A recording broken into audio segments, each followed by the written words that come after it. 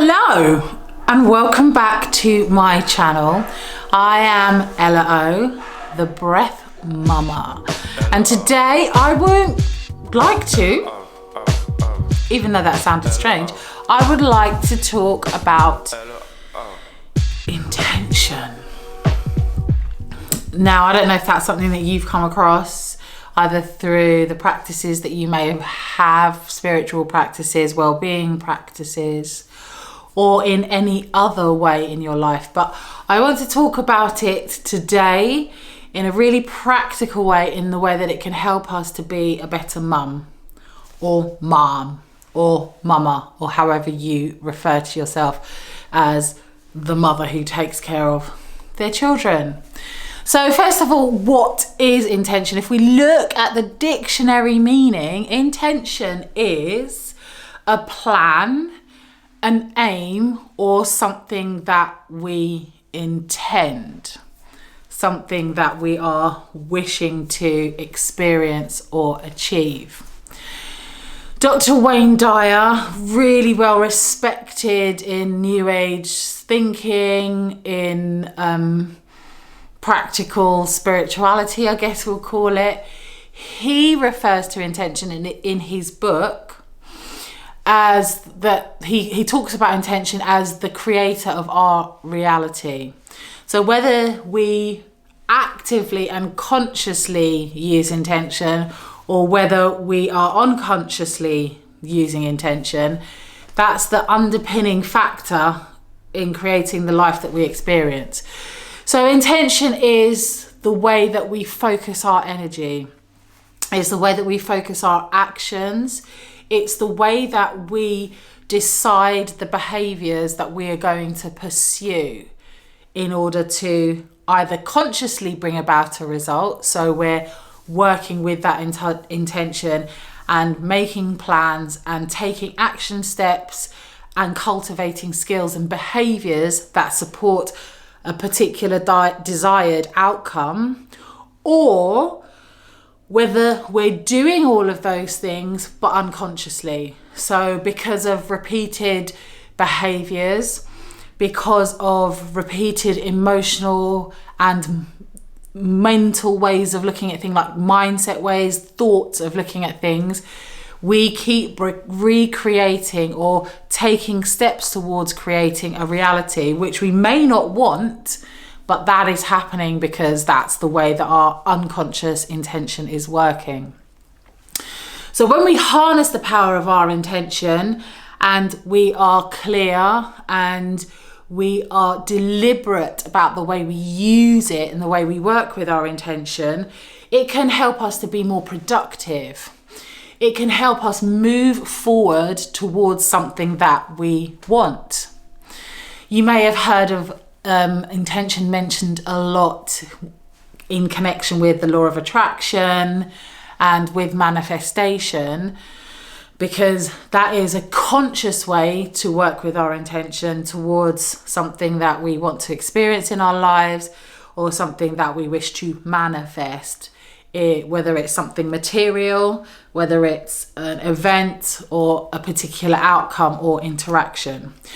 But I'm not talking about intention in that aspect today.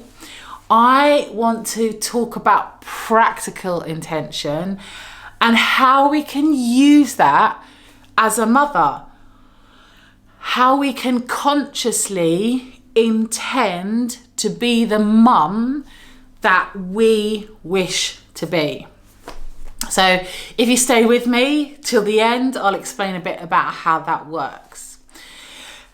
Have you ever, as a mum, looked back in regret and frustration and perhaps disappointment at some of the interactions that you have had with your kids, whether they're little people or bigger little people, and thought, oh my God, I really wish, why did I lose my temper? Why did I end up screaming and shouting like that? Why did I get so emotional? Why did I allow myself to lose control in this situation? Because that may have been the furthest thing from what you wanted to have happen.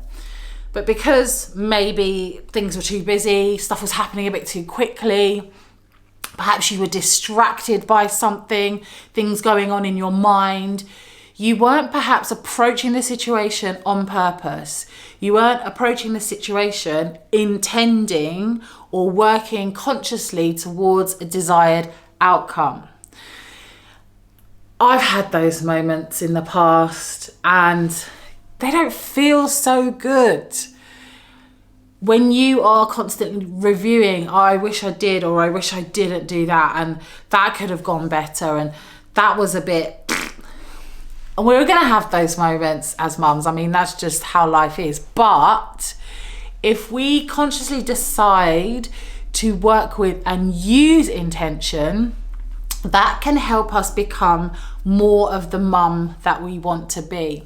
So say, for example, for me, it was really important that as a mum, I was around for my kids. Single parent, didn't really have a support network around. They didn't go to see their dads on the weekends, for example. So they were with me 24/7. So I wanted to be the kind of mum that could be around for my kids and really provide that support so they felt supported, they felt safe, and they didn't feel like they were just catching glimpses of me here, there, and everywhere. So that was a big intention and focus for me as a mum. But of course that meant with that amount of continuous contact time with my kids, I had to learn how to manage my energy levels so that I could be there for them and have a good amount of energy. I had to learn how to manage my emotions so that I was able to be there to contain and support them if they were going through hard times and if I was going through hard times as well. And intention was something that was really significant in helping me be able to deliberately, consciously, and with care work towards those outcomes. So you have to get clear on what it is that you want. And we're going to start with why. So the first question you have to ask yourself is, why are you doing X behaviours? Why are you wanting X things to happen for your interaction with and your relationship with your kids? So say, for example, you said, okay, my kids need to go to 5 after school clubs, 1 every day of the week. Is that helping you to support your vision of being a mum who interacts with their kids and spends time and gets to know their children and has like free time with them, free activities? Now, I'm not knocking sending your kids to after school club, but maybe 5 days a week might be a bit excessive, where you could change it to a couple of days a week and focus on the things that the kids really enjoy doing, instead of creating an unwanted or an unneeded battleground where they're like exhausted because they don't want to go to after school club 5 days a week. They want to be at home and veg out sometimes. They want to be at home and just have a chat, help you around the house. So the first step is getting really clear on why you are doing certain things and what it is that you want to be achieving, or you want to achieve by doing those certain things. So number 1, get really clear. Number 2, what type of relationship do you want to cultivate with your children? And this is a really interesting one, because it's about finding, I guess, the sweet spot between your experience growing up and maybe some of the things that did and didn't work for you versus what your kids actually need from you. So it's tempting, for example, to want to be a friend to your children, and that might just not be appropriate, especially at certain times and stages of their development.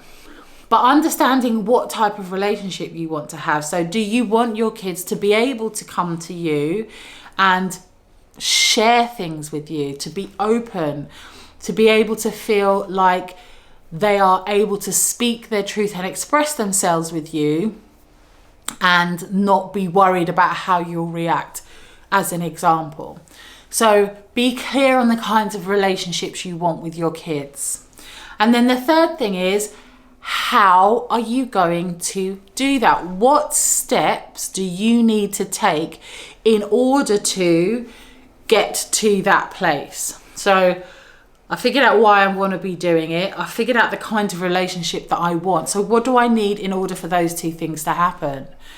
So in the example of, if I've got my kids in after school clubs, activities 5 days a week, and I'm saying I want to cultivate the type of relationship where my kids feel close to me and feel like they can share anything with me, I'm going to have to invest some time in doing things with them without outside distractions, in actually getting to know them, who they are as people, because they're constantly changing as they grow up and develop.